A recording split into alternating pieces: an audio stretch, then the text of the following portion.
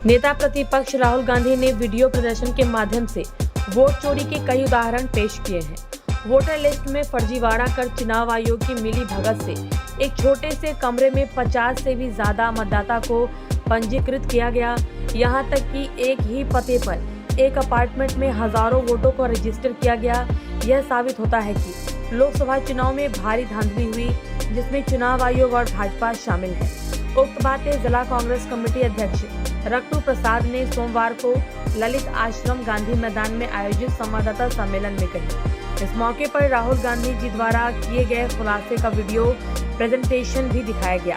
उन्होंने कहा कि इस खुलासे के बाद चुनाव ने अपने वेबसाइट से विवादित वोटर लिस्ट का फॉर्मेट बदल दिया।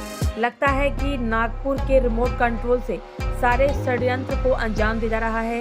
यदि सुप्रीम कोर्ट के आदेश से चुनाव आयोग के गठन में सर्वोच्च न्यायालय के मुख्य न्यायाधीश चयन पैनल में होते तो इस तरह की धांधली चुनाव आयोग नहीं कर पाती। लेकिन मोदी सरकार ने उक्त आदेश को पलट दिया और प्रधानमंत्री ने अपनी जेब के प्रतिनिधि और पैनल में नियुक्त कर बहुमत के आधार पर मनमाने ढंग से चुनाव आयुक्तों की नियुक्ति की। सीतामढ़ी जिले का ड्राफ्ट वोटर लिस्ट जो प्रकाशित हुआ है, उसमें जिले के वरिष्ठ नेता की मृत पत्नी और बेटे का नाम शामिल किया गया है।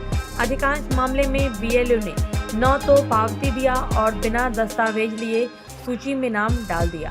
इंडिया गठबंधन के प्रतिनिधि केंद्रीय निर्वाचन आयोग की पर्यवेक्षक से कर चुके हैं।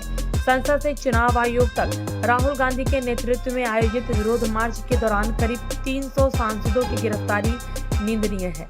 मुख्य प्रवक्ता प्रमोद कुमार नील, भू संपदा प्रभारी मोहम्मद अफाक खान, अधिवक्ता संजय कुमार बिर्रक, प्रदेश प्रतिनिधि मोहम्मद शम्स शहनवाज, रितेश रमन सिंह, डॉक्टर राजीव कुमार काजू, ताराकांत झा, सीताराम झा, संपूर्णानंद झा ने कहा कि वोट चोरी के वीडियो ने भाजपा और चुनाव आयोग के वोट चोरी के षड्यंत्र का खुलासा किया है। यह भी भंडाफोड़ हुआ है कि भाजपा चुनाव आयोग के सहयोग से अवैध तरीके से चुनाव जीतकर सत्ता पर काबिज हुई है। यह लोकतंत्र और संविधान पर हमला है। कांग्रेस का एक एक कार्यकर्ता एकजुट होकर लोकतंत्र को बचाने के लिए भाजपा की वोट चोरी के खिलाफ आवाज उठा रहा है और राहुल गांधी के अभियान को मजबूती दे रहा है। हम देश की रक्षा के लिए हम अंतिम सांस तक लड़ते रहेंगे। गांधी जी ने जो वोट चोरी का खुलासा किया है, उससे पूरे देश के अंदर हड़कंप मच गया है और चुनाव आयोग बैकफुट पे है। हम लोगों का सवाल ये है कि जो चुनाव आयोग निष्पक्ष और पारदर्शी होने का दावा करता है, आखिर उसको इलेक्ट्रॉनिक रोल देने में दिक्कत क्या है?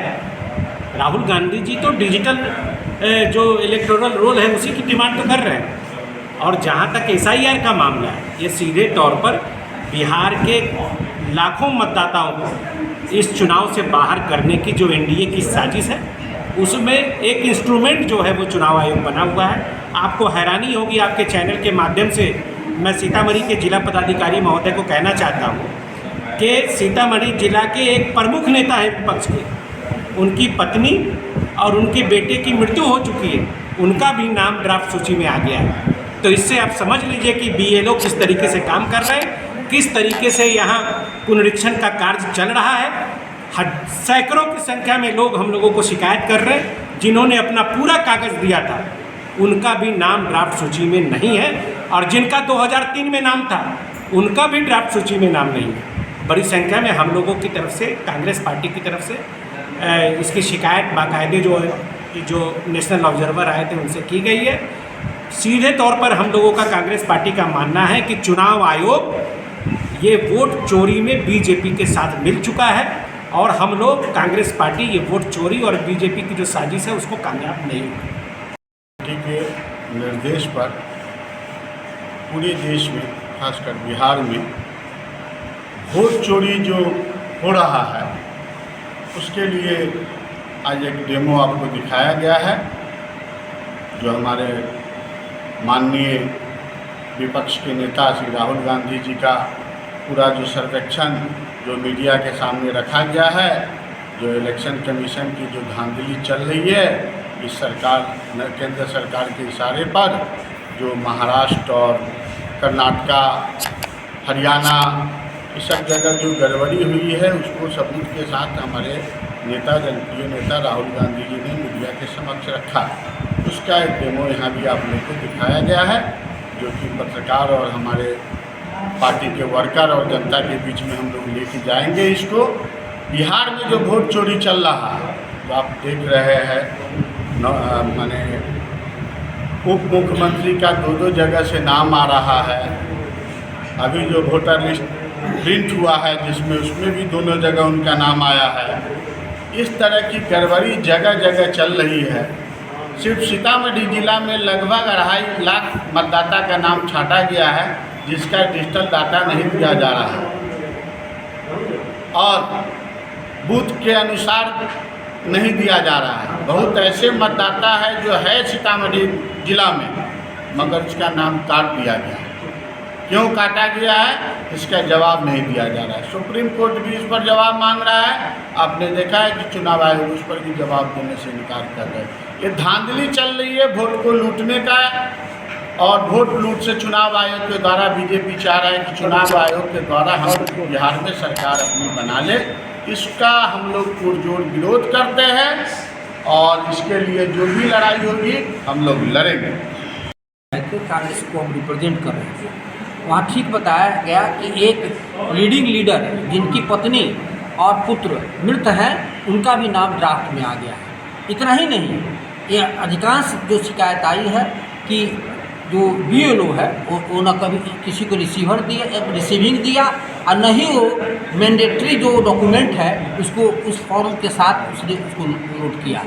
ये जो हटाया गया है जिन लोगों का नाम, उन लोगों को नोटिस करना चाहिए। एक दुखद बात यह है कि राहुल गांधी बार बार मांग रहे हैं कि इलेक्ट्रॉनिक्स मीडिया को या इलेक्ट्रॉनिक्स जो सॉफ्टवेयर है वोटर लिस्ट का, उसका एविडेंस के रूप में उपलब्ध कराया जाए ताकि हम पूरे भारतवर्ष में सर्वे कर पाए। लेकिन चीफ इलेक्शन कमिश्नर ने साफ इनकार कर दिया, बल्कि अपने वेबसाइट से वो विवादित वोटर लिस्ट को ही हटा दिया है। ऐसी परिस्थिति में समझा जा सकता है कि किस तरह से भेदभाव किया जा रहा है। निश्चित रूप से चीफ इलेक्शन कमिश्नर को बनाने की जो प्रक्रिया है, पैनल है, चीफ जस्टिस ऑफ इंडिया ने बताया था एक अपने जजमेंट में कि इसमें विपक्ष के नेता प्राइम मिनिस्टर के साथ चीफ जस्टिस ऑफ इंडिया को भी चीफ इलेक्शन कमिश्नर की नियुक्ति में भागीदार बनना चाहिए। लेकिन मनमोहन ये जो प्राइम मिनिस्टर है उसको नहीं माने और अपने प्रतिनिधि मंत्री के साथ मोहब्बत बना करके मनमाने ढंग से एक कमीशन का निर्माण किए, जिसकी वजह से ये मनमाना कर रहे हैं। और संसदीय लोकतंत्र में जो स्वतंत्र चुनाव होना चाहिए था, प्रतिपक्ष के नेता का जो डिमांड है उसको फुलफिल करना चाहिए था, उससे साफ इनकार कर रहे हैं। ऐसी परिस्थिति में पूरे भारतवर्ष में जो धांधली हो रही है, जिला स्तर पर हम लोग इसको एक्सपोज करेंगे चीफ इलेक्शन कमिश्नर के कृत्य को और इसको अंजाम तक पहुंचाएंगे जब तक कि हमको जस्टिस नहीं मिल जाए। इसके लिए हमारे विपक्ष के नेता नेतृत्व में आज जेल भरो का अभियान भी शुरू हुआ है। निश्चित रूप से हम लोग को सफलता मिलेगी। लेकिन ये सरकार बीच रास्ते ही में उनको गिरफ्तार कर लिया गया। सारे लोगों ने अपनी गिरफ्तारी दी है इस तर्ज के खिलाफ। जो बिहार में SIR हो रहा है, ये अवैध रूप से हो रहा है, अवैधानिक है और इसको नहीं होना चाहिए। इसलिए हमारे जो प्रतिपक्ष के नेता श्री राहुल गांधी जी हैं, उन्होंने इलेक्शन कमीशन और बीजेपी के साठगांठ को पहचान लिया है और पकड़ लिया है इसकी चोरी। और वो तो एक एग्जाम्पल, एक लोकसभा और एक विधानसभा, जब एक लोकसभा एक विधानसभा में इतनी गड़बड़ी है तो आप समझ सकते हैं कि 543 लोकसभा सीटों पर क्या गड़बड़ी हो सकती है। इसलिए यह सरकार जो 2024 के चुनाव के बाद बनी है, ये अवैध सरकार है। इस सरकार को हर कीमत पे इस्तीफा दे देना चाहिए और नए चुनाव के लिए तैयार रहना चाहिए। और ज्ञानेश कुमार जो मुख्य चुनाव आयुक्त हैं, उनकी मिली भगत है बीजेपी सरकार के साथ, उनको तुरंत इस्तीफा देना चाहिए और नए आदमी को जो है इलेक्शन कमीशन बनाना चाहिए।